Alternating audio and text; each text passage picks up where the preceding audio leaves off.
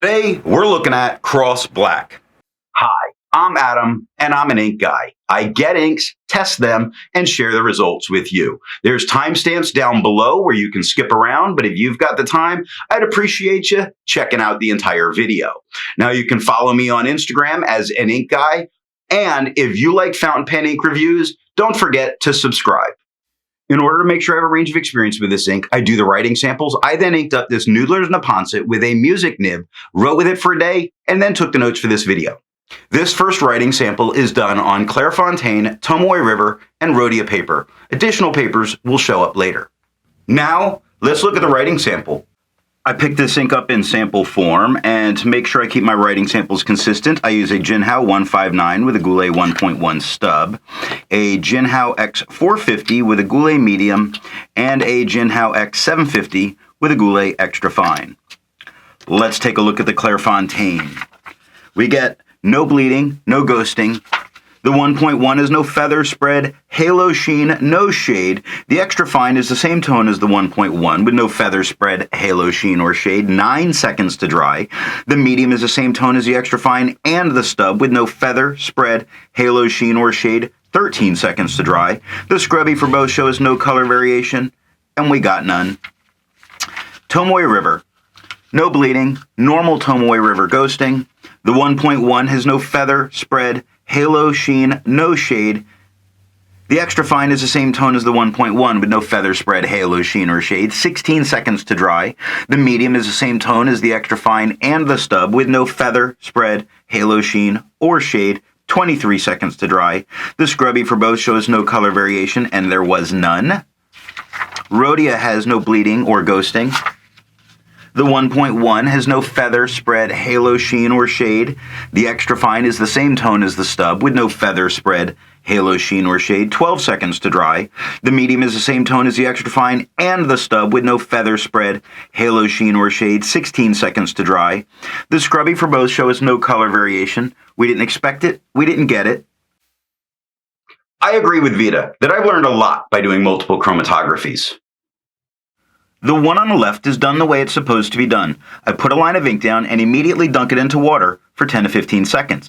And what we see is pretty interesting. This is another black that's made of greens and purples, but it's green at the bottom, pushing its way up.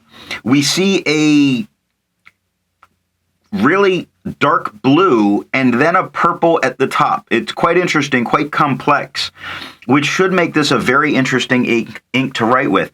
But it's what gives its black some depth.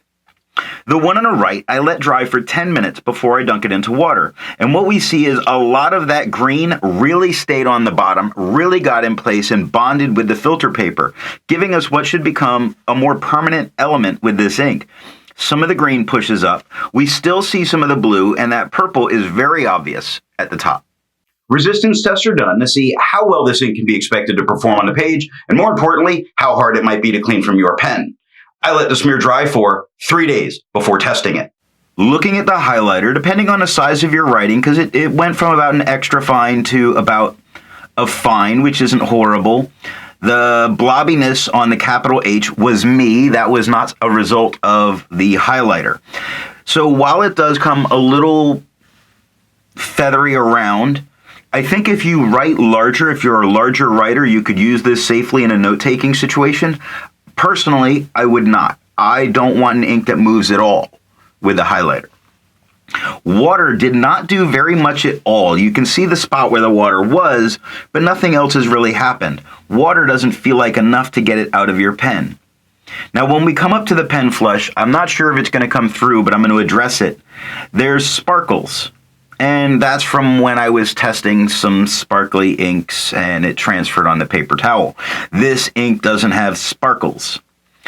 But pen flush definitely is reactivating and lifting all of those darker tones, but leaving all of the lighter tones. Pen flush is not doing what's necessary to get this completely off the paper, which means you might need something a little bit stronger, like 1/3 bleach solution, which is completely removing it from the paper. It's leaving a kind of yellow brownish stain behind. If you have to use the 1/3 bleach solution, just make sure that you go back and immediately wash that pen out, flush it out with water so that you don't rust your metal bits. As far as viscosity or flow, for the inks I've tested, I've found an average viscosity of 2.5, with the realm of normal being from 2.1 to 2.9. Cross Black has a viscosity of 2.98, making it just barely outside of normal on the drier side. To find my average dry times, I use my writing samples, and for the inks I've tested, I found an average dry time of 17 seconds, with the realm of normal being from 13 to 21 seconds. Cross Black has an average dry time of 15 seconds, making it normal.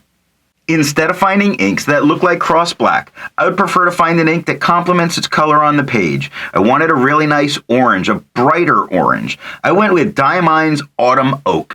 The second writing sample will be done on Levenger black and red notebooks and Limone paper. We start these writing samples looking at Limone paper, which typically has not done very well with the fountain pens. Now we get a lot of bleed through spots when it comes to the medium, a lot of spotting all the way across, but it doesn't touch the page underneath.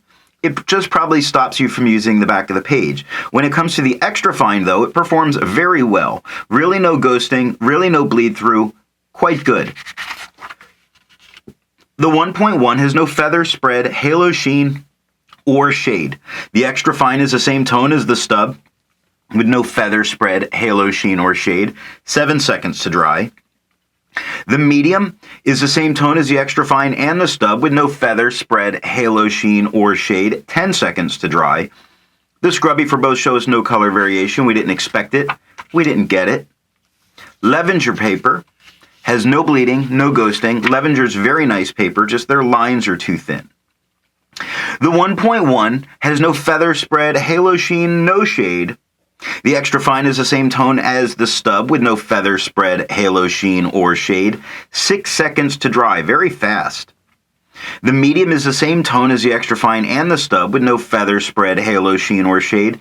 10 seconds to dry. The scrubby for both show us no color variation. We didn't expect it. We didn't get it. Interesting, I can very clearly see the line from the Levenger paper straight through the scrubbies. And our last paper is black and red notebooks. It has no bleeding and no ghosting. The 1.1 has no feather, spread, halo sheen, no shade. The extra fine is the same tone as the stub, with no feather, spread, halo sheen, no shade, 5 seconds to dry. The medium is the same tone as the extra fine and the stub, with no feather, spread, halo sheen, or shade, 7 seconds to dry. The scrubby for both show us no color variation. We didn't expect it. We didn't get it, and that is all that I have for writing samples. So what do I think of Cross Black? It is a perfectly adequate black, but something just feels off for me, making it not the black that I want to use in my writing. What pen and nib will give the best writing experience with this ink? Well, that's kind of dealer's choice. It is very consistent. While it feels off for me, it is good in that you know what you can expect once you've started writing with this ink. I do new ink reviews every single day, so if you're new here, go ahead and hit the subscribe button.